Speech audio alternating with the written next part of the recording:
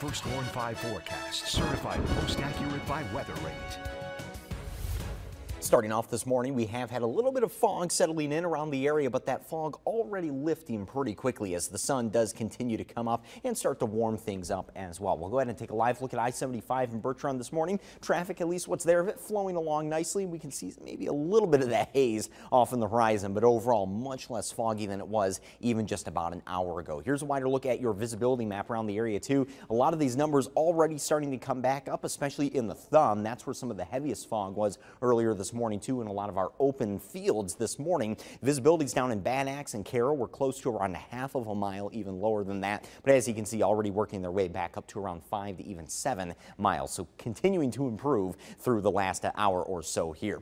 High temperatures for today will eventually be up into the 70s and even around 80 into the thumb. Bad Axe, Sandusky, even down into Lapeer, Emily City, Flint, Grand Blanc, you should get up to around 80 degrees as well. And although still warm today, these temperatures will be a little bit cooler than yesterday, but we should see this heat actually holding on a little bit longer through the daytime because actually we started to fall off pretty quickly through the afternoon yesterday once a lot of those thunderstorms started to fire back up. Now this morning, your first Warn 5 pinpoint Doppler live from MBS is all dry for our area. It looks like there's just a little bit of clutter there on the western side of the state, closer to US 131. We have a cold front this morning that's going to move through the area today. Out ahead of that cold front, we could have an isolated thunderstorm or two forming into the thumb, but the bigger story is actually some rain that will develop into the overnight hours for tonight. But one thing to note is not everybody is going to be seeing that rain as we head into the overnight tonight. But let's go through the rest of the morning first. Still looking dry, just some more clouds starting to build back in. And here we are closer to 5 o'clock and then into your dinner hour here. This is just before the sun goes down.